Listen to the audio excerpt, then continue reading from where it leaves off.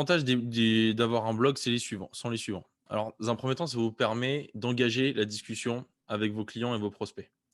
Il y a une façon de le faire qui est très simple, c'est de mettre un module de commentaires au bas de votre article de blog et par exemple, à la fin de votre article, vous dites, bah: «J'aimerais avoir votre avis sur le sujet» ou si vous avez des retours à me faire et cetera, n'hésitez pas à m'en faire dans les commentaires.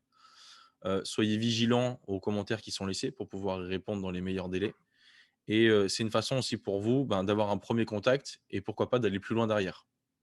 Mmh.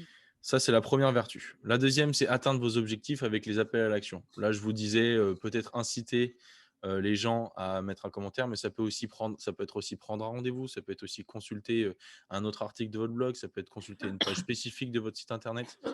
C'est à vous de voir les objectifs les plus importants, les prioriser et les intégrer dans votre stratégie.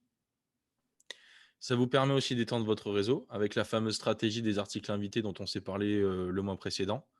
C'est-à-dire que si, en faisant une petite recherche, vous voyez qu'il y a une personne qui a une activité qui est complémentaire ou similaire à la vôtre et que vous lui soumettez cette proposition d'article invité, c'est aussi une façon pour vous d'engager la discussion, et d'étendre votre réseau parce qu'après vous allez nouer une relation avec cette personne. Hem, la quatrième e vertu, c'est que ça permet de vous positionner en tant qu'expert de votre secteur. Vous avez un message à véhiculer, vous avez votre expertise à faire valoir, montrer que vous maîtrisez le sujet. Le blog, c'est une des meilleures façons de le faire. C'est une des meilleures façons de le faire, mais toujours dans l'optique de faire du contenu qui soit dense, qui soit quali et qui soit illustré par des exemples et par des retours d'expérience. Apporter de la valeur à vos prospects, c'est aussi ce qu'on s'était dit, c'est aujourd'hui que cherchent mes prospects? C'est quoi les informations les plus importantes? Et pouvoir y répondre dans vos articles, ça va vous donner de la matière et des idées de sujets aussi.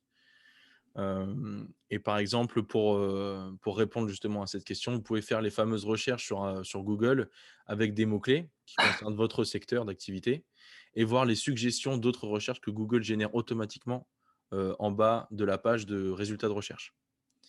Ça va vous donner de la matière pour faire des articles.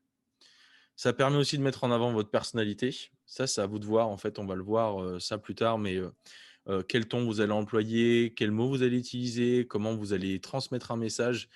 Le but, c'est d'être fidèle le plus possible à vos valeurs et de vous dire: «Bon, bah, voilà, aujourd'hui, mon message, c'est le suivant et je le transmets de cette façon-là». Vous pouvez vous permettre de faire de l'humour, vous pouvez vous permettre de faire des blagues, vous pouvez vous permettre de tutoyer, ça, c'est à vous de voir, c'est en fonction, de la façon dont vous avez envie d'être perçu par vos lecteurs.